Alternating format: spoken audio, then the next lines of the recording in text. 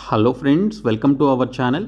Friends, railway group D పరీక్షల్లో మనకి current affairs నుంచే ఎక్కువ క్వశ్చన్స్ అయితే వస్తాయండి. 20 క్వశ్చన్స్ వరకు మనకి జనరల్ అవేర్నెస్ నుంచి క్వశ్చన్స్ ఇస్తామని మనకి సిలబస్ అండ్ ఎగ్జామినేషన్ ప్యాటర్న్లో మెన్షన్ చేశారు. సో ఇప్పుడు కరెంట్ అఫైర్స్కి సంబంధించినటువంటి మోస్ట్ ఇంపార్టెంట్ బిట్స్ అయితే చూద్దాము. వీడియో చూస్తున్నటువంటి వారు వీడియోని లైక్ చేసి ఛానల్ని సపోర్ట్ చేయండి. ఈ వీడియోకి 2000 లైక్స్ ఎక్స్పెక్ట్ చేస్తున్నాను. సో ప్రతి ఒక్కరు లైక్ చేసి మీ ఫ్రెండ్స్కి షేర్ చేయండి. ఫస్ట్ టైం మన ఛానల్ని విజిట్ చేస్తే సబ్స్క్రైబ్ చేసుకొని బెల్ సింబల్ని యాక్టివేట్ చేసుకోండి. డీటెయిల్స్లోకి వెళ్లే ముందు రైల్వే గ్రూప్ డి ఉద్యోగాలకి ప్రిపేర్ అయ్యేటువంటి వారి కోసం మీరు ఈ 45 డేస్లో ప్రిపేర్ కావడానికి మేము మీకు ఫుల్ కోర్స్ని అయితే ప్రొవైడ్ చేస్తున్నాము. ఇందులో మీకు తెలుగు మీడియంలో క్లాసెస్తో పాటు PDF materials English medium and Telugu మీడియంలో అందిస్తున్నాము. అన్ని టాపిక్స్ కూడా కవర్ చేయడం జరుగుతుంది. 1 year వ్యాలిడిటీతో 499 రూపీస్కి ఈ ఫుల్ కోర్స్ అయితే మీరు పొందవచ్చు. సో డిస్క్రిప్షన్లో యాప్ లింక్ ఉంటుంది, మీరు యాప్ని డౌన్లోడ్ చేసుకొని ఈ కోర్స్ అయితే తీసుకోండి. అలాగే మీరు పీడిఎఫ్ మెటీరియల్స్ కోసం చూస్తున్నట్లయితే జీకే అలాగే కరెంట్ అఫైర్స్ స్టాటిక్ జీకేతో ఉన్నటువంటి ఈ పీడిఎఫ్ మెటీరియల్స్ అన్నీ కూడా 199 రూపీస్కి అందిస్తున్నాము. ఇందులో మీకు ఎన్టీపీసీ, ఏఎల్పీ, టెక్నీషియన్, గ్రూప్ డీకి సంబంధించినటువంటి ప్రీవియస్ పేపర్స్ యొక్క పీడిఎఫ్ మెటీరియల్స్ కూడా ఉంటాయి. అండ్ మీకు ఇక్కడ మెన్షన్ చేసినటువంటి ఈ పీడిఎఫ్ మెటీరియల్స్ అన్నీ కూడా బైలింగ్వల్లో ఉంటాయన్నమాట, ఇంగ్లీష్ మీడియం అండ్ తెలుగు మీడియంలో. సో 20,000+ బిట్స్తో పాటు static GK and current affairs 2024 and 2025కి సంబంధించిన కరెంట్ అఫైర్స్ కూడా బైలింగ్వల్లో అందిస్తున్నాము. సో డిస్క్రిప్షన్లో ఉన్నటువంటి యాప్ని డౌన్లోడ్ చేసుకొని యాప్ హోమ్లో మీకు రైల్వే ఎగ్జామ్స్ అని చెప్పేసి ఒక బాక్స్ అయితే ఉంటుంది. ఆ బాక్స్ ఓపెన్ చేసి ఈ కోర్సెస్ కనిపిస్తాయి. సో ప్రతి ఒక్కరు కూడా తీసుకోండి. కరెంట్ అఫైర్స్ 2025కి సంబంధించిన మోస్ట్ ఇంపార్టెంట్ బిట్స్లో ఫస్ట్ క్వశ్చన్ వచ్చేసి, which of the following were recently added to UNESCO's memory of the world register? కింది వాటిలో ఏది ఇటీవల యునెస్కో జ్ఞాపకార్థం ప్రపంచ రిజిస్టర్లో చేర్చబడింది అని అడిగారండి. చాలా ఇంపార్టెంట్ బిట్ ఇది. సో యునెస్కోకి సంబంధించి గుర్తింపు అయితే దక్కిందనమాట ప్రపంచ రిజిస్టర్లో. ఓకే, యునెస్కో జ్ఞాపకార్థం, UNESCO's memory of the world register అని చెప్పేసి అంటారు. అందులో చేర్చబడినటువంటి విషయాలు వచ్చేసి భగవద్గీత అండ్ నాట్యశాస్త్ర. ఓకే, భగవద్గీత మరియు నాట్యశాస్త్రాన్ని యునెస్కో జ్ఞాపకార్థ ప్రపంచ రిజిస్టర్లో చేర్చారండి. సో దీనికి సంబంధించిన డీటెయిల్స్ చూస్తే Bhagavad Gita holy book of Hinduism, part of Mahabharata. So Hindu మతం యొక్క పవిత్ర గ్రంథంగా భావించేటువంటి బుక్ వచ్చేసి భగవద్గీత. సో మహాభారతంలో ఇది ఒక భాగం అనమాట. సో దీన్ని ఎవరు రాశారు అని చెప్పేసి కూడా అడుగుతారు. సో దీన్ని రాసింది వేదవ్యాసుడు. Okay, it features a conversation between prince Arjuna and lord Krishna. So ఇందులో మనకి యువరాజు అయినటువంటి అర్జునుడు మరియు శ్రీకృష్ణుడి మధ్య ఒక సంభాషణ అయితే జరుగుతుందన్నమాట ఈ భగవద్గీతలో. సో దాని గురించినటువంటి అంశాలు ఈ భగవద్గీతలో ఉంటాయి. ఇంకా ఆఫరింగ్ టీచింగ్స్ ఆన్ ధర్మ, డ్యూటీ, కర్మ, యాక్షన్, భక్తి, డివోషన్ అండ్ జ్ఞాన, నాలెడ్జ్ గురించి మనకి ఈ భగవద్గీతలో ఈ బోధనలు అయితే ఉంటాయన్నమాట. ఇంకా నాట్యశాస్త్రం వచ్చేసి బుక్ ఆన్ పర్ఫార్మింగ్ ఆర్ట్స్, అంటే ప్రదర్శన కళలపై ఇది ఒక పుస్తకం అనమాట నాట్యశాస్త్రం. దీన్ని ఎవరు రచించారు అంటే భరతముని రచించడం జరిగింది. సో ఈ క్వశ్చన్ కూడా అడుగుతారు.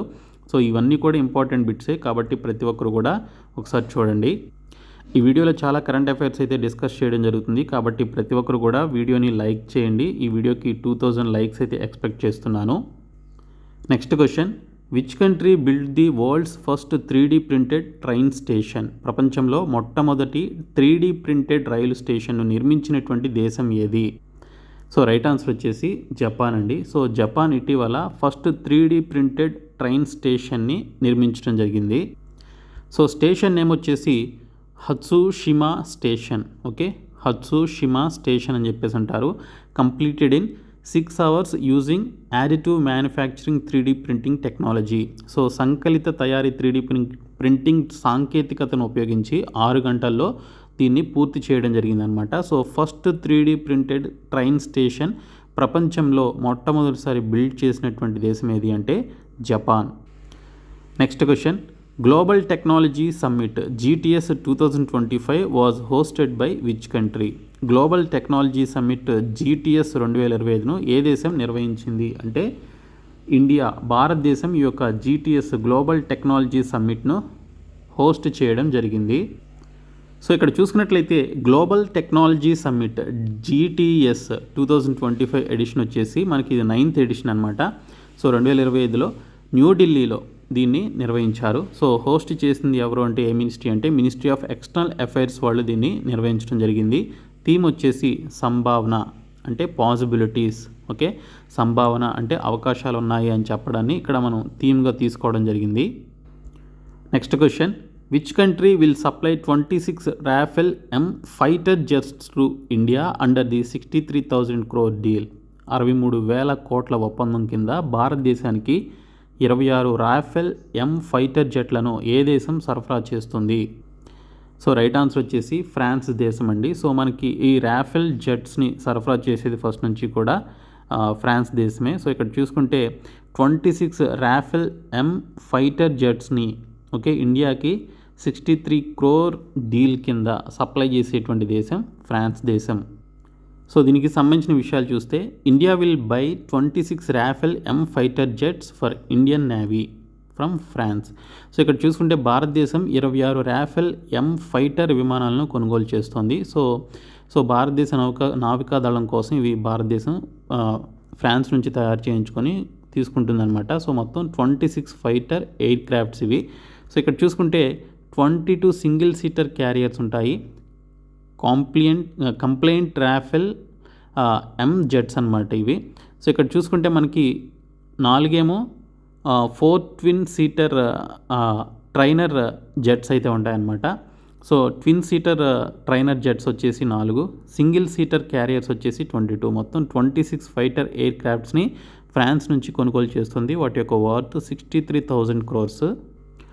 నెక్స్ట్ క్వశ్చన్ వచ్చేసి, which Indian university secured the top position in the Times Higher Education Asia University Rankings 2025? Times Higher Education Asia University Rankings 2025లో అగ్రస్థానంలో నిలిచినటువంటి భారతీయ విశ్వవిద్యాలయం ఏది? సో అది వచ్చేసి ఇండియన్ ఇన్స్టిట్యూట్ ఆఫ్ సైన్స్ అండి. Indian Institute of Science IISc Bengaluru ఏదైతే ఉందో సో అది మనకి Times Higher Education Asia University Rankings 2025లో టాప్ పొజిషన్లో నిలిచినటువంటి యూనివర్సిటీగా రికార్డ్స్ అయితే క్రియేట్ చేయడం జరిగిందనమాట. So Times Higher Education the Asia University Rankings 2025లో టాప్లో నిలిచింది ఇండియా అనమాట. So IISc Bengaluru 38th in ఏషియాలో ఉందన్నమాట. అన్నా యూనివర్సిటీ ఏషియాలో సెకండ్ పొజిషన్లో ఉంది. ఇంకా సుంగా యూనివర్సిటీ ఇండియాలో టాప్ పొజిషన్లో ఉన్నటువంటి యూనివర్సిటీస్ వచ్చేసి IISc Bengaluru 38th in Asia పొజిషన్లో ఉందన్నమాట. 38th పొజిషన్లో ఉంది ఏషియా ర్యాంకింగ్స్లో చూస్తే. అది ఇండియాలో చూస్తే ఫస్ట్ పొజిషన్లో ఉంది. సెకండ్ పొజిషన్ అన్నా యూనివర్సిటీ అనమాట. ఇంకా ఏషియాలో ఫస్ట్ ర్యాంక్ ఏదంటే సుంగా అనేటువంటి యూనివర్సిటీ అండి. సో ఇక్కడ మనకి ఇది చైనాలో ఉన్నటువంటి యూనివర్సిటీ, ఇది ఫస్ట్ పొజిషన్లో అయితే నిలిచింది. ఓకే, సో ఇక్కడ మీరు గమనించాలి, Times Higher Education Asia University ర్యాంకింగ్స్లో ఇండియాలో ఫస్ట్ పొజిషన్లో ఉన్నది IISc బెంగళూరు. అదే ఏషియాలో అయితే మనకి ఇక్కడ సింగువా అనేటువంటి యూనివర్సిటీ ఫస్ట్ పొజిషన్లో అయితే నిలిచింది. Next question, when was the Indus water treaty signed between India and Pakistan? భారతదేశం మరియు పాకిస్తాన్ మధ్య సింధు జల ఒప్పందం ఎప్పుడు సంతకం చేయబడింది? సో ఇది చూసుకుంటే నేను రీసెంట్గా చేసిన వీడియోలో కూడా చెప్పాను, ఇది 1960లో చేశారనమాట. ఓకే, సింధు జల ఒప్పందం 1960లో జరిగింది. రీసెంట్గా భారతదేశం ఈ యొక్క ఇండస్ వాటర్ ట్రీటీ అగ్రిమెంట్ని సస్పెండ్ చేయడం జరిగింది. సో ఎందుకు అంటే పహల్గామ్లో టెర్రరిస్ట్ చేసినటువంటి అటాక్కి గాను భారతదేశం ఈ నిర్ణయం అయితే తీసుకోవడం జరిగింది. 22 ఏప్రిల్ 2025న ఈ యొక్క అటాక్ అయితే జరిగింది. 28 మంది ఇన్నోసెంట్ సివిలియన్స్ని చంపేశారనమాట ఉగ్రవాదులు. ఓకే, సో లష్కర్ ఏ తోయిబాకి సంబంధించినటువంటి వారు అని చెప్పేసి ప్రభుత్వం అయితే చెప్తోంది. Next question, who has been conferred with Sri Lanka's highest civilian honour Mitra Vibhushana? Sri Lanka అత్యున్నత పౌర గౌరవం అయినటువంటి మిత్ర విభూషణ ఎవరికి లభించింది అని అడిగారు. సో నరేంద్ర మోడీ గారికి ఈ యొక్క గౌరవం అయితే దక్కిందనమాట. సో ఇక్కడ చూసుకున్నట్లయితే this is a distinguished honour awarded by the government of Sri Lanka to foreign heads of state and heads of government. ఇది శ్రీలంక ప్రభుత్వం విదేశీ దేశాధినేతలు మరియు ప్రభుత్వాధినేతలకు అందించేటువంటి విశిష్ట గౌరవంగా చెప్తారనమాట. సో ఈ శ్రీలంక అత్యున్నత పౌర గౌరవం అయినటువంటి మిత్ర విభూషణ ఎవరికి ఇచ్చారు అంటే ఇటీవల ప్రధానమంత్రి నరేంద్ర మోడీ గారికి ఇవ్వడం జరిగింది. Next question, what are tariffs mainly used for? తారిఫ్లు ప్రధానంగా దేనికి ఉపయోగించబడతాయి? సో దేనికి ఉపయోగించబడతాయి అంటే ప్రొటెక్టింగ్ డొమెస్టిక్ ఇండస్ట్రీస్, దేశీయ పరిశ్రమలను రక్షించడం కోసం ఈ తారిఫ్లు. ఓకే, సో ఇక్కడ మెయిన్గా యూజ్ చేయడం జరుగుతుందన్నమాట. సో ఇటీవల యూఎస్ఏ చాలా దేశాలపైన విధిస్తున్నటువంటి తారీఫ్ల నేపథ్యంలో సో ఈ క్వశ్చన్ కూడా మనకి అడగడానికి అవకాశం అయితే ఉంది. సో తారిఫ్స్ అంటే ఏంటనేది చూసుకున్నట్లయితే tariffs are taxes or duties imposed on goods imported from another country they are usually used to. So వేరే దేశాల నుంచి వాళ్ళు ఇంపోర్ట్ చేసుకునేటువంటి ఆ పర్టికులర్ గూడ్స్ ఏవైతే ఉంటాయో వస్తువులు, సో వాటిపైన ఇంపోజ్ చేసేటువంటి అంటే విధించేటువంటి ట్యాక్స్లు కానీ డ్యూటీస్ని కానీ మనం ఇక్కడ తారిఫ్స్ అని చెప్పేసి పిలుస్తాము. So protect domestic industries, so ఇది ఎందుకోసం చేస్తారంటే దేశీయ పరిశ్రమలను రక్షించడం కోసం. సో వేరే దేశాల యొక్క ప్రొడక్ట్స్ పైన ఎక్కువగా తారిఫ్స్ విధించినప్పుడు సో వారు మనకి ఎక్స్పోర్ట్ చేయరు కాబట్టి, మన దేశానికి ఎక్స్పోర్ట్ చేయరు కాబట్టి వారి దేశం నుంచి, అప్పుడు మన దేశంలో ఉన్నటువంటి ఆ డొమెస్టిక్ పరిశ్రమలు అనేవి దేశీయంగా ఉన్నటువంటి పరిశ్రమలు రక్షించబడతాయి. అలాగే raise revenue for the government, దీంతోపాటు ప్రభుత్వానికి ఆదాయం కూడా పెంచే అవకాశం కూడా ఉంటుంది. అలాగే regulate the flow of specific products into or out of a country, అంటే ఒక దేశంలోనికి లేదా దేశంలోకి నిర్దిష్ట ఉత్పత్తుల ప్రవాహాన్ని నియంత్రించడం కూడా ఈ తారిఫ్స్ పెంచడం ద్వారా మనకి కంట్రోల్ అవుతుందనేది భావిస్తారు. Next question, what percentage temporary tariff did India impose on steel to curb cheap imports from China? China నుండి చౌక దిగుమతులను అరికట్టడానికి భారతదేశం ఉక్కుపై ఎంత శాతం తాత్కాలిక సుంకం విధించింది? సో అది ఎంత శాతం అంటే 12% అండి. 12% విధించడం జరిగింది. సో ఇక్కడ మీరు చూసుకున్నట్లయితే world's second largest producer of crude steel, so India మనకి సెకండ్ పొజిషన్లో ఉందన్నమాట. ఇక్కడ ఉక్కు ఉత్పత్తిదారు. సో ముడు ఉక్కు ఏదైతే ఉందో దాన్ని ఉత్పత్తి చేసేటువంటి రెండవ అతిపెద్ద దేశం ప్రపంచంలో భారతదేశం. సో టాప్లో వచ్చేసి చైనా ఉంది. Next question, which country has assumed the chairmanship of BIMSTEC for the next 2 years 2025 to 27? రాబోయే 2 ఏళ్లకు 2025-27 బిమ్స్టెక్ అధ్యక్ష పదవిని ఏ దేశం చేపట్టింది? సో ఏ దేశం చేపట్టింది అంటే బంగ్లాదేశ్ చేపట్టింది అనమాట. బీమ్స్టెక్ సంబంధించింది. సో బీమ్స్టెక్ అంటే ఇక్కడ Bay of Bengal initiative for multi sectoral technical and economic cooperation. So BIMSTEC అంటే ఇక్కడ బహుళ రంగాల సాంకేతిక మరియు ఆర్థిక సహకారం కోసం బే ఆఫ్ బెంగాల్ ఇనిషియేషన్ ఇక్కడ బీమ్స్టెక్ అని చెప్పేసి పిలుస్తారు. So a regional organization formed in 1997 to promote cooperation among countries around the Bay of Bengal. So బంగాళాఖాతం చుట్టూ ఉన్నటువంటి కంట్రీస్ ఏవైతే ఉన్నాయో సో వాటికి సంబంధించినటువంటి సహకారాన్ని, ఆ దేశాల మధ్య సహకారాన్ని ప్రోత్సహించడం కోసం 1997 సంవత్సరంలో ఈ యొక్క ప్రాంతీయ సంస్థని ఏర్పాటు చేశారు. ఆ సంస్థ పేరు బీమ్స్టెక్ అనమాట. Next question, what is the rank of India in UNCTAD's readiness for frontier technologies index 2025? UNCTAD యొక్క సరిహద్దు సాంకేతికతలకు సంసిద్ధత సూచిక 2025లో భారతదేశం యొక్క ర్యాంక్ ఎంత? సో ర్యాంక్ వచ్చేసి 36th ర్యాంక్ అండి. 36వ స్థానంలో అయితే ఉంది. సో ఇక్కడ మీరు చూసుకున్నట్లయితే UNCTAD అంటే United nations conference on trade and development, దీన్ని UNCTAD అని చెప్పేసి అంటారు. సో ఇండియా యొక్క ర్యాంక్ ఎంత అంటే 36th పొజిషన్ అండి. మొత్తం 170 కంట్రీస్లో 36వ స్థానంలో ఉంది. సో ఇండియాస్ ర్యాంక్ ICT చూసుకుంటే 99th పొజిషన్లో ఉంది. అండ్ రీసెర్చ్ అండ్ డెవలప్మెంట్లో 3rd పొజిషన్లో ఉంది. ఇంకా USA టాప్ పొజిషన్లో ఉందన్నమాట. నెక్స్ట్ క్వశ్చన్ వచ్చేసి, which state topped in solar installations at Indian railways stations and service buildings? Bharatiya railway స్టేషన్లు మరియు సేవా భవనాల్లో పౌర సంస్థాపనలలో ఏ రాష్ట్రం అగ్రస్థానంలో ఉంది? సో రైట్ ఆన్సర్ వచ్చేసి రాజస్థాన్ అండి. సో భారతీయ రైల్వే స్టేషన్లు మరియు సేవా భవనాలు ఏవైతే ఉన్నాయో సో సౌర సంస్థాపనలు సౌర సంస్థాపనలు సోలార్కి సంబంధించినటువంటి ఇన్స్టాలేషన్స్లో టాప్లో ఉన్నది వచ్చేసి రాజస్థాన్ రాష్ట్రం అనమాట. సో ఇక్కడ మీరు చూడవచ్చు ఇమేజ్లో ఈ విధంగా రైల్వే స్టేషన్స్ రూఫ్ పైన ఈ విధంగా ఈ ఇన్స్టాలేషన్స్ ఎక్కువగా చేసినటువంటి స్టేట్ వచ్చేసి రాజస్థాన్ స్టేట్. సో ఇక్కడ మీరు చూసుకున్నట్లయితే Indian railways installs 209 megawatt solar plants at 2249 stations and service buildings. Top states వచ్చేసి రాజస్థాన్, ఆ తర్వాత మహారాష్ట్ర ఇక్కడ మనకి టాప్ పొజిషన్లో ఉన్నటువంటి స్టేట్స్ అన్నమాట. Next question, Mukhyamantri Mahila Udyamita Abhiyan has been launched by which state government? Mukhyamantri Mahila Udyamita Abhiyan ప్రారంభించబడింది ఏ రాష్ట్ర ప్రభుత్వం? సో అది వచ్చేసి అస్సాం స్టేట్ అండి. సో అస్సాం స్టేట్ ఉమెన్ ఎంట్రప్రెన్యూర్స్ని ఎంకరేజ్ చేయడం కోసం ముఖ్యమంత్రి మహిళా ఉద్యమిత అభియాన్ అనేటువంటి ఈ యొక్క ప్రోగ్రామ్ని లాంచ్ చేయడం జరిగిందనమాట. సో ఇక్కడ మీరు చూసుకున్నట్లయితే chief ministers women entrepreneurship campaign అని చెప్పేసి కూడా పిలుస్తారు దీన్ని. సో దీన్ని ఎవరు లాంచ్ చేశారంటే Assam chief minister Himanta Biswa Sarma launch చేయడం జరిగింది.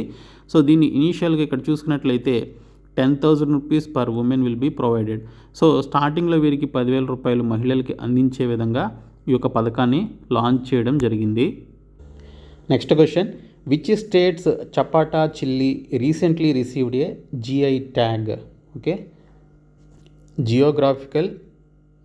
జియో ట్యాగ్ అంటాం కదా. సో ఇక్కడ జియోగ్రాఫికల్ ఐడెంటిఫికేషన్ ట్యాగ్ అని చెప్పేసి అంటాం కదా.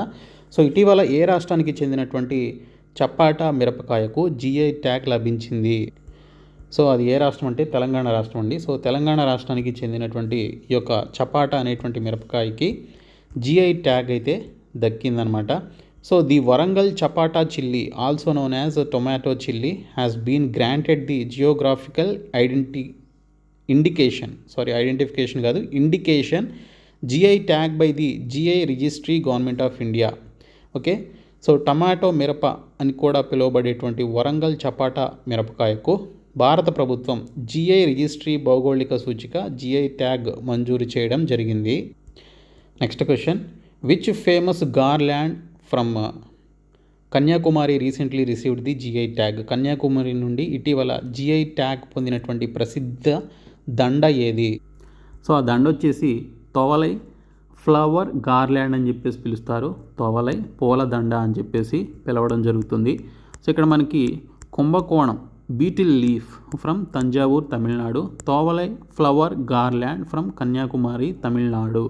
సో ఇక్కడ మనం చూసుకున్నట్లయితే కుంభకోణం తమలపాకుకు, తంజావూరులోని కుంభకోణం తమలపాకుకు అలాగే మనకి ఇక్కడ కన్యాకుమారిలోని తోవలై పూలమాలకి సంబంధించి జిఐ ట్యాగ్స్ అయితే దక్కాయన్నమాట. Next question, what percentage of 2000 notes have been return to the banking system according to RBI? RBI ప్రకారం 2000 నోట్లలో ఎంత శాతం బ్యాంకింగ్ వ్యవస్థకు తిరిగి వచ్చాయి? సో అది ఎంత శాతం అంటే 98.21%. ఓకే, 2000 రూపాయల నోట్లు సో బ్యాంకింగ్ వ్యవస్థకు తిరిగి రావడం జరిగిందనమాట. So only 6,366 crores still in circulation. So ఇంకా 6,366 కోట్ల రూపాయలు ఈ 2000 నోట్లకి సంబంధించిన ఈ డబ్బు చలామణిలో అయితే ఉంది.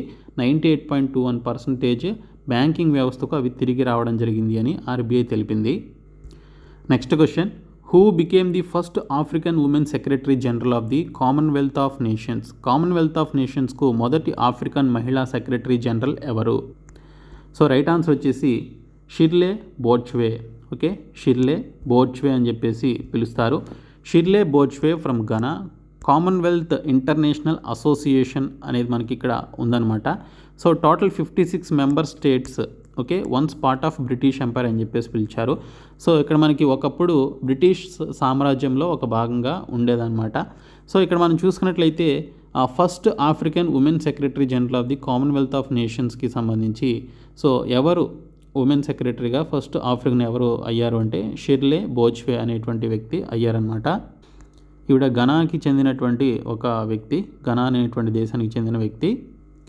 Next question, who is the author of the book the great conciliator? Okay, Lal Bahadur Shastri and the transformation of India. The great conciliator Lal Bahadur Shastri and the transformation of India పుస్తక రచయిత ఎవరు? సో ఈ పుస్తకాన్ని రచించింది ఎవరు అంటే సంజీవ్ చోప్రా అనేటువంటి వ్యక్తి బుక్ని అయితే రాయడం జరిగింది. The great conciliator. Okay, the great conciliator అని చెప్పేసి పిలుస్తారు.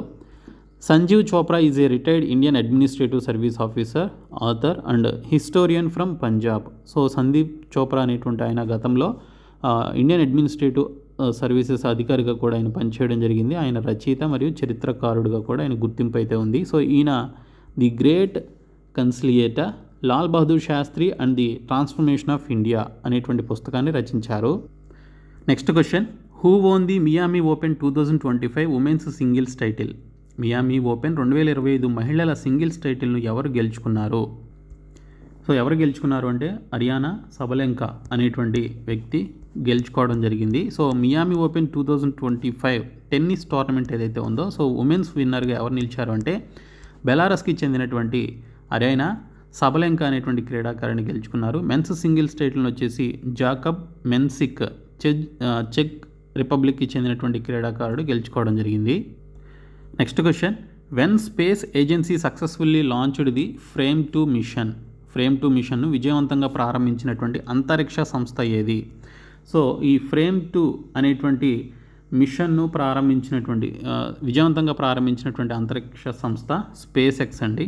ఎలాన్ మస్క్కి చెందినటువంటి స్పేస్ ఎక్స్ అనేటువంటి సంస్థ ఈ ఫ్రేమ్ 2 అనేటువంటి ప్రైవేట్ హ్యూమన్ స్పేస్ ఫ్లైట్ మిషన్ని ప్రారంభించడం జరిగింది. సో దీన్ని ఆపరేట్ చేసింది స్పేస్ ఎక్స్ అనేటువంటి సంస్థ అనమాట. ప్రైవేట్ మానవ అంతరిక్ష ప్రయాణం చేసేటువంటి మిషన్ అనమాట ఇది. Next question, who has been honoured with the prestigious Ugadi award 2025 for historical research. చారిత్రక పరిశోధనకు గాను ప్రతిష్టాత్మక ఉగాది అవార్డు 2025తో ఎవరు సత్కరించబడ్డారు?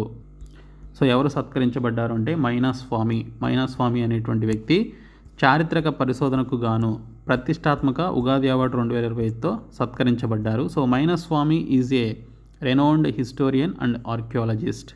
ఈయన ఒక ప్రఖ్యాత చరిత్రకారుడు మరియు పురావస్తు శాస్త్రవేత్త.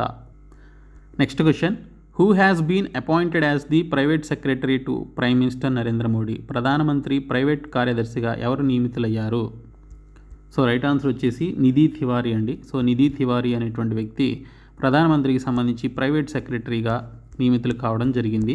సో ఇక్కడ మనకి చూసుకున్నట్లయితే ప్రిన్సిపల్ సెక్రటరీ ఎవరు అంటే ప్రమోద్ కుమార్ మిశ్రా. ప్రిన్సిపల్ సెక్రటరీ 2గా శక్తి కాంతదాస్, ఫార్మర్ ఆర్బీఐ గవర్నర్ అయినటువంటి శక్తి కాంతదాస్ సెకండ్ ప్రిన్సిపల్ సెక్రటరీగా నియమితులయ్యారు. అయితే ఇక్కడ ప్రైవేట్ సెక్రటరీగా ఎవరు నియమితులయ్యారు అంటే ఇక్కడ నిధి తివారీ అనేటువంటి వ్యక్తి ప్రధానమంత్రి మోడీకి ప్రైవేట్ సెక్రటరీగా నియమితులు కావడం జరిగింది. Next question, who inaugurated the national conference on environment 2025. పర్యావరణ 2025 జాతీయ సదస్సును ఎవరు ప్రారంభించారు? సో ఎవరు ప్రారంభించారు అంటే ద్రౌపది ముర్ము గారు. సో భారత రాష్ట్రపతి ద్రౌపది ముర్ము గారు పర్యావరణ 2025 జాతీయ సదస్సును ప్రారంభించడం జరిగింది. సో ఇది ఎక్కడ జరిగింది అంటే న్యూఢిల్లీలో జరిగిందండి. నేషనల్ గ్రీన్ ట్రిబ్యునల్ ఎన్జిటి దీన్ని ఆర్గనైజ్ చేసిందనమాట. సో ఇండియా యొక్క విజన్ వచ్చేసి దీని యొక్క భారతదేశం యొక్క దార్శనికత లేదా లక్ష్యం వచ్చేసి developed nation by 2047 with clean air, water, greenery. So 2047 నాటికి స్వచ్ఛమైనటువంటి నీరు, గాలి, పచ్చదనంతో అభివృద్ధి చెందినటువంటి దేశంగా భారతదేశం ఉండాలి అని చెప్పేసి ఇండియా యొక్క విజన్గా పెట్టుకున్నారు. Next question, where is the Jhajjar Bachauli wildlife sanctuary located. Jhajjar Bachauli వన్యప్రాణుల అభయారణ్యం ఎక్కడ ఉంది? సో అది ఎక్కడ ఉంది అంటే పంజాబ్ స్టేట్లో ఉందండి. సో పంజాబ్ స్టేట్లో జజ్జార్ బచౌలి వన్యప్రాణుల అభయారణ్యం ఉందన్నమాట. So Punjab government will develop Nangal as a tourist hub and Jhajjar Bachauli wildlife sanctuary as first leopard safari. So ఈ పంజాబ్లో ఉన్నటువంటి జజ్జార్ బచౌలి వన్యప్రాణుల అభయారణ్యాన్ని మొదటి చిరుతపులి సఫారీగా అభివృద్ధి చేయాలని చెప్పేసి ఆ ప్రభుత్వం భావిస్తుంది. ఇంకా పంజాబ్ గవర్నమెంట్ మనకి ఇక్కడ నంగాల్ అనేటువంటి ప్రాంతాన్ని టూరిస్ట్ హబ్గా మార్చాలని చెప్పేసి భావిస్తున్నట్లు ఇక్కడ మనకి డీటెయిల్స్లో అయితే ఉంది. ఇంకా నెక్స్ట్ క్వశ్చన్ వచ్చేసి, where did the 37th Kathak Mahotsav 2025 conclude. 37వ కథక్ మహోత్సవ్ 2025 ఎక్కడ ముగిసింది? సో అది ఎక్కడ ముగిసింది అంటే న్యూఢిల్లీలో ముగిసిందండి. సో కథక్ మహోత్సవ్ 37వ కథక్ మహోత్సవ్ ఎక్కడ ముగిసింది అంటే న్యూఢిల్లీలో ముగిసింది. సో దీన్ని ఎవరు ఆర్గనైజ్ చేశారు అంటే కథక్ కేంద్ర అనేటువంటి వారు దీన్ని ఆర్గనైజ్ చేయడం జరిగింది. So Kathak classical dance of Uttar Pradesh. So Kathak అనేది ఉత్తరప్రదేశ్కి సంబంధించిన ఒక శాస్త్రీయ నృత్య రూపం. Next question, what is the theme of international day of yoga IDY 2025 announced by PM Modi. 2025 అంతర్జాతీయ యోగా దినోత్సవం IDY యొక్క థీమ్ ప్రధానమంత్రి మోదీ ఏమని ప్రకటించారు? సో ఏమని ప్రకటించారు అంటే yoga for one earth one health. ఒక భూమికి ఒక ఆరోగ్యానికి యోగా తప్పనిసరి అన్నట్లుగా ఆయన మెన్షన్ చేయడం జరిగింది. సో ఇంటర్నేషనల్ యోగా డే ఎప్పుడు జరుపుకుంటారు అంటే 21st June of every year. ప్రతి సంవత్సరం కూడా 21 జూన్న జరుపుకుంటారు. Next question, who has been confirmed as the director of the National Institute of Health NIH by the United Senate. America senate ద్వారా National Institute of Health NIH డైరెక్టర్గా ఎవరు ధృవీకరించబడ్డారు? So ఎవరు ధృవీకరించబడ్డారు అంటే జై భట్టాచార్య. ఓకే, జై భట్టాచార్య అనేటువంటి ఆయన నేషనల్ ఇన్స్టిట్యూట్ ఆఫ్ హెల్త్ డైరెక్టర్గా ధృవీకరించబడ్డారనమాట. సో వీరిని నామినేట్ చేసిన వ్యక్తి US ప్రెసిడెంట్ అయినటువంటి డొనాల్డ్ ట్రంప్ గారు ఈయన్ని ఆ పర్టికులర్ డైరెక్టర్గా నామినేట్ చేశారనమాట. Next question, who announced the launch of the new app based taxi service Sahakar? Okay, కొత్త యాప్ ఆధారిత ట్యాక్సీ సర్వీస్ సహకార్ ప్రారంభాన్ని ఎవరు ప్రకటించారు? సో ఇక్కడ చూసినట్లయితే అమిత్ షా అండి. సో హోమ్ మినిస్టర్ అయినటువంటి అమిత్ షా ఈ సహకార్ అనేటువంటి ఈ యొక్క కొత్త యాప్ ఆధారిత ట్యాక్సీ సర్వీస్ని ప్రారంభించడం జరిగిందనమాట. సో ఇక్కడ చూసినట్లయితే new app based taxi service Sahakar like Ola and Uber announced by union home and cooperation minister Amit Shah. కొత్త యాప్ అయినటువంటి కొత్త యాప్ ఆధారిత ట్యాక్సీ సర్వీస్ సహకార్, ఓలా మరియు ఊబర్ లాగా ప్రకటించారనమాట. కేంద్ర హోంశాఖ సహకార మంత్రి అయినటువంటి అమిత్ షా గారు ప్రకటించడం జరిగింది. Next question, where was Asia's largest inter college technology and entrepreneurship festival tech Kriti 2025 organised? ఆసియాలో అతిపెద్ద inter college technology and entrepreneurship tech Kriti 2025 ఉత్సవం ఎక్కడ నిర్వహించబడింది? ఎక్కడ నిర్వహించారు అంటే కాన్పూర్లో నిర్వహించారండి. ఓకే, కాన్పూర్లో టెక్ కృతి అనేటువంటి 2025కి సంబంధించినటువంటి inter college, Asia's largest inter college technology and entrepreneurship festival tech Kriti 2025 organise చేయడం జరిగింది. సో దీన్ని ఇనాగ్రేట్ చేసింది CDS general Anil Chauhan.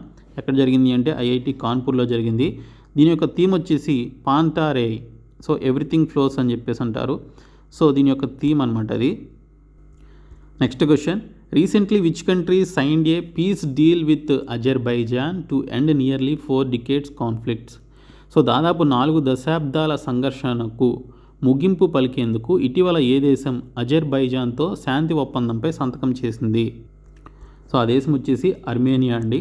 So Armenia ఈ యొక్క శాంతి ఒప్పందానికి సంబంధించి సంతకం చేయడం జరిగింది. సో కాన్ఫ్లిక్ట్ దేనికి సంబంధించింది అంటే నాగోర్నో కారాబాక్ ప్రాంతంపై వివాదం ఉందన్నమాట. సో దీనికి సంబంధించి దాదాపుగా 4 దశాబ్దాల సంఘర్షణకు ముగింపు పలికేందుకు ఇటీవల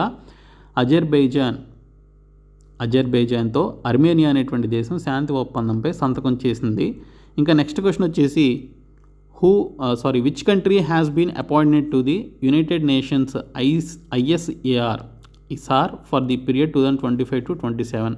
2025-27 కాలానికి ఐక్యరాజ్య సమితి ISARకు ఏ దేశం నియమితులైంది?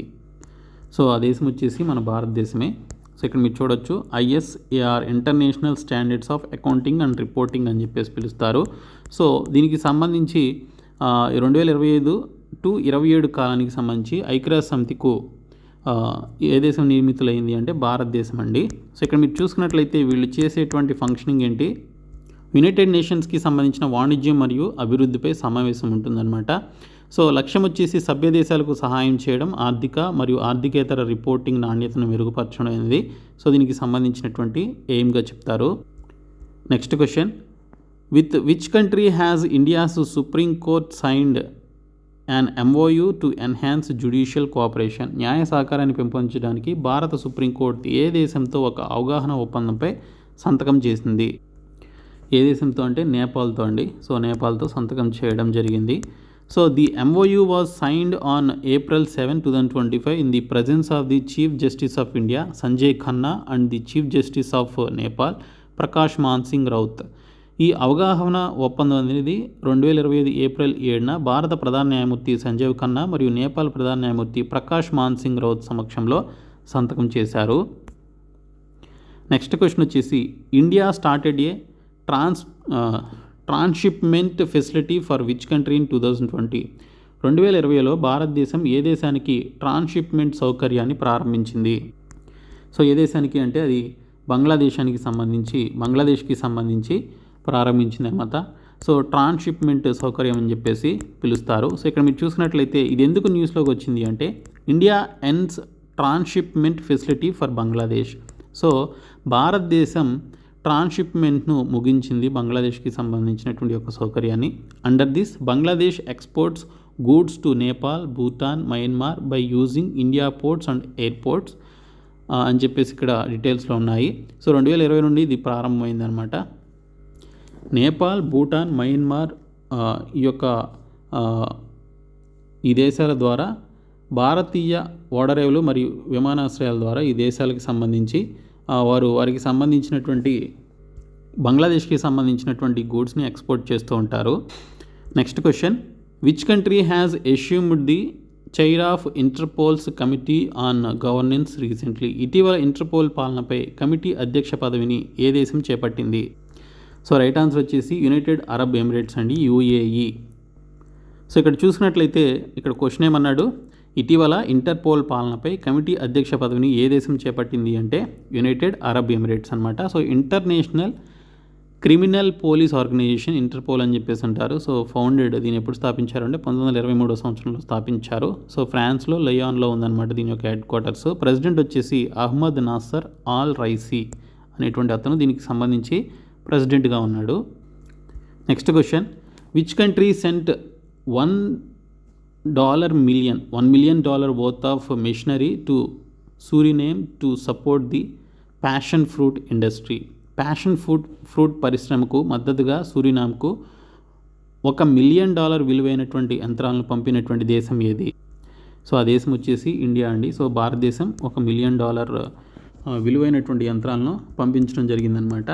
So this initiative is part of India's development partnership with Suriname to strengthen their bilateral economic cooperation. ఈ చొరవ భారతదేశంలో సూరినామ్తో అభివృద్ధి భాగస్వామ్యంలో భాగం. ఇది వారి ద్వైపాక్షిక ఆర్థిక సహకారాన్ని బలోపేతం చేయడానికి ఉద్దేశించబడిందనమాట. Next question, when is civil service day celebrated? పౌర సేవా దినోత్సవాన్ని ఎప్పుడు జరుపుకుంటారు అంటే 21 ఏప్రిల్న ప్రతి సంవత్సరం జరుపుకుంటారండి. ఓకే, సో పౌర సేవా దినోత్సవాన్ని జరుపుకుంటారు 21 April 1947. India's first home minister అయినటువంటి సర్దార్ వల్లభాయ్ పటేల్ గారి యొక్క జయంతి సందర్భంగా ఈ విధంగా జరుపుకుంటారనమాట. So address newly appointed administrative service officers, first time celebrated in 2006. So దీన్ని మొదటిసారిగా 2006లో జరుపుకున్నారు. Next question, when is World Parkinson Day celebrated? ప్రపంచ పార్కిన్సన్ దినోత్సవాన్ని ఎప్పుడు జరుపుకుంటారు? సో ఎప్పుడు జరుపుకుంటారు అంటే 11th ఏప్రిల్ 2020 జరుపుకుంటారండి. సో ఈ సంవత్సరం కూడా అప్పుడే జరుపుకున్నారు వరల్డ్ పార్కిన్సన్స్ డేని. సో ఇక్కడ చూసుకున్నట్లయితే పార్కిన్సన్స్ డిసీజ్ ఎందుకు వస్తుంది అంటే నర్వస్ సిస్టమ్ డిజార్డర్ వల్ల వస్తుంది, that effect the movement of human body. So human body యొక్క మూమెంట్లో చేంజ్ వస్తుందన్నమాట. నాడీ వ్యవస్థ, మానవ శరీర కదలికను ప్రభావితం చేసేటువంటి రుగ్మతను ఇక్కడ పార్కిన్సన్స్ వ్యాధి అని చెప్పేసి పిలుస్తారు. Next question, when is national maritime day celebrated? జాతీయ సముద్ర దినోత్సవాన్ని ఎప్పుడు జరుపుకుంటారు? సో ఎప్పుడు జరుపుకుంటారు అంటే 5th ఏప్రిల్న జరుపుకుంటారు. ఓకే, మేరీటైమ్ డే, జాతీయ సముద్ర దినోత్సవాన్ని ఏప్రిల్ 5th జరుపుకుంటారు. So 5th April 1919 India's first merchant vessel SS loyalty journeyed from Mumbai to London. So ఇది చూసుకున్నట్లయితే 5 ఏప్రిల్ 1919 సంవత్సరంలో భారతదేశపు మొదటి వ్యాపారి వెసెల్ అయినటువంటి SS లాయల్టీ ముంబై నుండి లండన్ వరకు ప్రయాణం చేసిందనమాట. దీని యొక్క థీమ్ 2025కి సంబంధించి prosperous seas, developed India and youth for blue economy and green growth. సమృద్ధ సముద్రాలు, అభివృద్ధి చెందినటువంటి భారతదేశం మరియు యువత, నీలి ఆర్థిక వ్యవస్థ మరియు ఆకుపచ్చ వృద్ధి కోసం. సో దీనికి సంబంధించి ఇక్కడ థీమ్ అయితే పెట్టుకున్నారు. సో ఇవి కొన్ని ఇంపార్టెంట్ కరెంట్ అఫైర్స్కి సంబంధించిన బిట్స్. సో ఈ వీడియోని మీ ఫ్రెండ్స్కి షేర్ చేయండి. మేము మీకు ప్రొవైడ్ చేసినటువంటి 499 rupees group D full course తీసుకోండి. ఇందులో తెలుగు మీడియంలో క్లాసెస్ ఉంటాయి అండ్ PDF మెటీరియల్స్ బైలింగ్వల్లో ఉంటాయి. సో ప్రతి ఒక్కరు కూడా తీసుకోండి. ప్రీవియస్ పేపర్స్ కూడా యాడ్ చేయడం జరిగింది. ఇంకా 199 రూపీస్ PDF కోర్స్ కూడా సపరేట్గా ఉంది, మీరు సపరేట్గా కూడా తీసుకోవచ్చు. సో డిస్క్రిప్షన్లో యాప్ లింక్ ఉంటుంది. యాప్ని డౌన్లోడ్ చేసుకుని హోమ్ పేజ్లోనికి వస్తే రైల్వే ఎగ్జామ్స్ అనే ఒక బాక్స్ కనిపిస్తుంది. ఆ బాక్స్ ఓపెన్ చేసి కోర్సెస్ ఉంటాయి, తీసుకోండి. Thank you.